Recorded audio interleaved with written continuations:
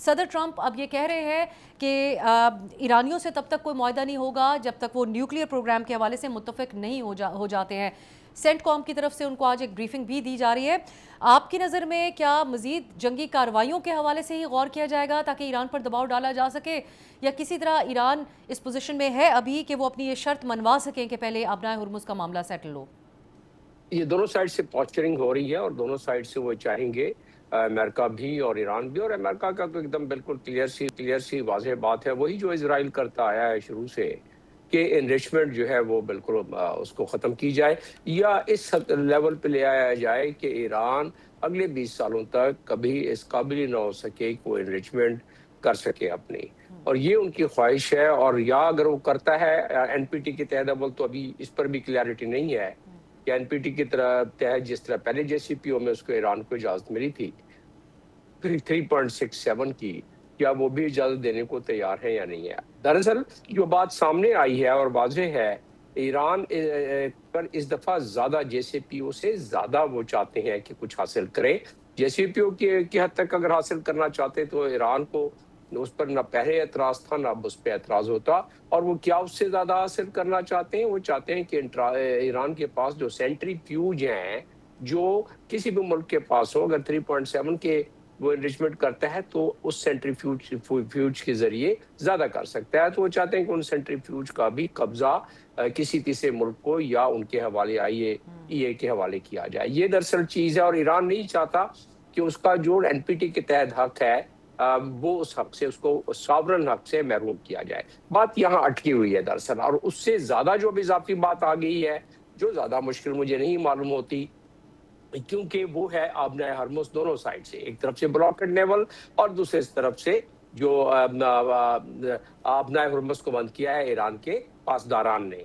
तो दोनों साइड से जो वो बंद है, वो मुझे कम मुश्किल नजर आता है। और वो क्यों मैं कह रहा हूँ, अगर ये एनरिचमेंट वाला मसला ईरान मान जाए, जो कि बिल्कुल नहीं मानेगा कि भाई 20 साल तक उसको ये हक ही ना हो हासिल हो, जो कि उसको एक सॉवरन हक है, इस पर बात कहीं बीच में अटकी हुई है। और वो अगर गारंटी ईरान दे दे कि ठीक है, हम जिस तरह की अभी इराक़ी साहब पुतिन से मिल के आए हैं और पुतिन ने कहा है कि नहीं, ये खिते में बहुत तबाही मचा देगा अगर ईरान, ये सारों को पता है कि अगर ये जंग जारी रही तो जी। उसमें पिछली मरतबा जेसीओ के वक्त में जो सारे का सारा यूरेनियम जो 20% तक अफजूदा हो गया था, उसके 1200 किलोग्राम ईरान राजी हो गया था कि हवाले कर दे रशिया के। और रशिया ने उसको डाइल्यूट करके उनको जी। एनर्जी के लिए देना शुरू कर दिया था।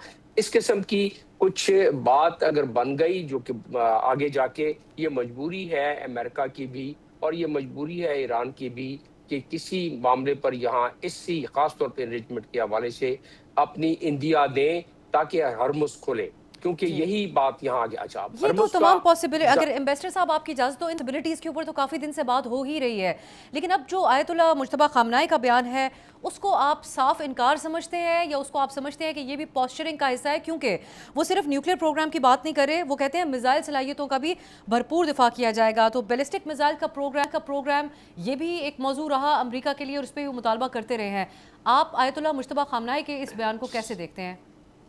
जी, ये पोस्चरिंग ज़्यादा इसलिए है कि देखिए, जब ये पिछली मर्तबा जेडी वैंस जब पाकिस्तान में आए तो उस वक्त अपने प्रेस कॉन्फ्रेंस में जाते वक्त सिर्फ एक नुक्ते का उन्होंने ज़िक्र किया, और वो था एनरिचमेंट का। मिसाइल्स की आपने पिछले कोई 10, 12, 15 दिन से कोई बात नहीं सुनी, ना डोनाल्ड ट्रंप की तरफ से, ना कहीं और से। तो वो महसूस होता है कि इस बात पर डोनाल्ड ट्रंप या इस बात पर वो अभी कम से कम कॉम्प्रोमाइज़ करने की हद तक है। जो असल स्टिकिंग पॉइंट जो नज़र आता है वो वही एनरिचमेंट वाली बात।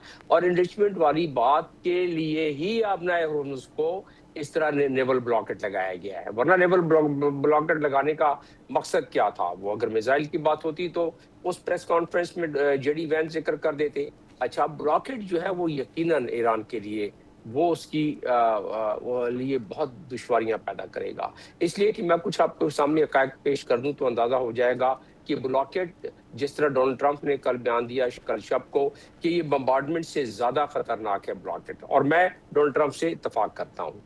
वो इस लिहाज से इतफाक करता हूँ कि 30 मिलियन के करीब, 20 से 30 मिलियन टन उनको जो खुराक चाहिए होती है, जो फूड ग्रेन चाहिए होता है, वो इम्पोर्ट्स के जरिए चाहिए होता है। उनको कोई 20 से 30 मिलियन गैलन चाहिए होता है इसका फ्यूल का, जो अपना वो सिर्फ 26 मिलियन गैलन को अपनी रिफाइनरी से साफ करते हैं, बाकी दूसरों से साफ करवा के मंगवाते हैं जो क्रूड ऑयल बार में। तो उनका मतलब ये कि 4 मिलियन बैरल उनका 4 मिलियन गैलन उनका वो डेली की शॉर्टेज होगी, जो उनकी गाड़ियों में इस्तेमाल, पहियों में इस्तेमाल नहीं हो सकेगी, कारखानों में इस्तेमाल नहीं हो सकेगी। तो और उसके अलावा उनकी जो पोर्ट से आमदन होती है वो एक्सपोर्ट की उनकी 20% है और तकरीबन 70% उनकी ऑयल से होती है।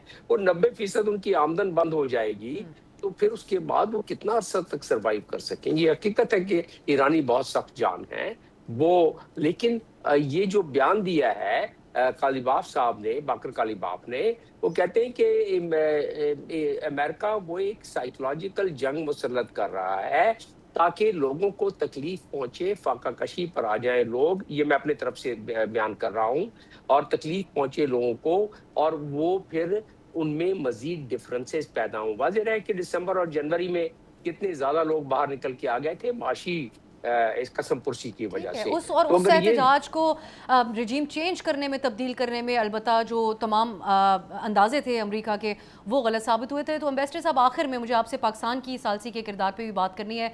दफ्तर खारजा ने आज ये बयान दिया कि बातचीत का सिलसिला अभी भी जारी है, पाकिस्तान दोनों फरीकैन से राब्ते में है और साथ ही इस बात पर भी जोर दिया हुर्मुज़ की बहाली भी ज़रूरी है। आपकी नज़र में पाकिस्तान की जो बतौर सालिस अप्रोच है उसमें ये जो बयान है आज का, इसमें कहीं ना कहीं ईरान की इस शर्त की तरफ झुकाव है कि अपना हुर्मुज़ को पहले सेटल किया जाए, ये यहाँ पर भी पाकिस्तान अभी तक अपनी पोजीशन मुकम्मल न्यूट्रल रखे हुए है? नहीं, पाकिस्तान को तो न्यूट्रल रखनी पड़ेगी अपनी पोजीशन, क्योंकि पाकिस्तान या कोई भी मीडिएटर जब तक के दोनों फरीक के लिए इक्वली वो ना हो एक्सेप्टेबल और ट्रस्ट बरकरार ना रख सके, मुश्किल हो जाएगा। हमारे दुश्मन तो पहले से प्रोपेगेंडा कर रहे हैं कि पाकिस्तान का झुकाव एक फरीक की तरफ होता जा रहा है, जो कि गलत है। अगर एक फरीक की तरफ होता तो कतर ये ना कहता, ईरान अब तक पाकिस्तान से कम्युनिकेट ना करता।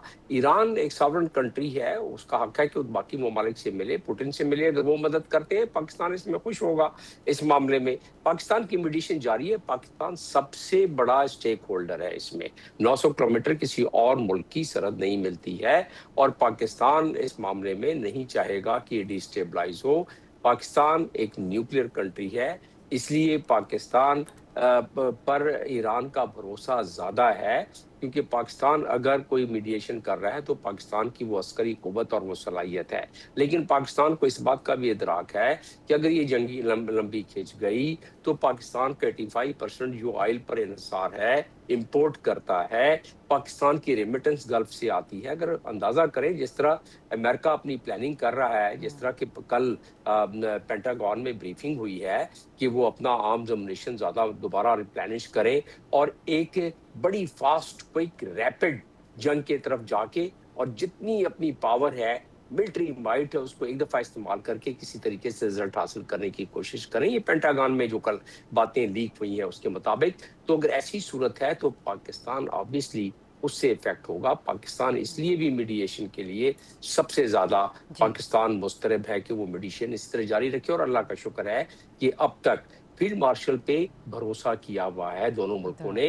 और फील्ड मार्शल से क्यों किया हुआ है कि उन्होंने कल्टीवेट किया वो रिलेशंस ईरान और बाकी, खासतौर पे जो वो मिलिट्री के इंटेलिजेंस के चीफ थे और जब वो ISI के DG थे, उस वक्त उनके मैंडेट में ये शामिल था कि वो तमाम जितने भी ममालिक हैं और ख़ासतौर पर जो पड़ोसी ममालिक, और उसी दौरान में उन्होंने पासदारान के रैंक एंड फाइल से बड़े अच्छे रिलेशंस कल्टीवेट किए। और इसी वजह से हमारी अब तक बड़ी अच्छी कम्युनिकेशन जारी है। जहां तक ताल्लुक है इनका खुमनाई साहब का, वो बिल्कुल उन्होंने वही पोजीशन ली है जो एक अवामी उनका तासुर है उसके मुताबिक, और वो पोजीशन पाकिस्तान भी उसकी रिस्पेक्ट करता है और पाकिस्तान भी कहता है कि अपना हुर्मुज़ को खोले और एनरिचमेंट का जितना हक है वो ईरान को मिला जाए। अमेरिका इजराइल की वजह से इसको कबूलियत नहीं दे रहा है। सब्सक्राइब करें और बेल दबाएं ताकि कोई खबर रह न जाए।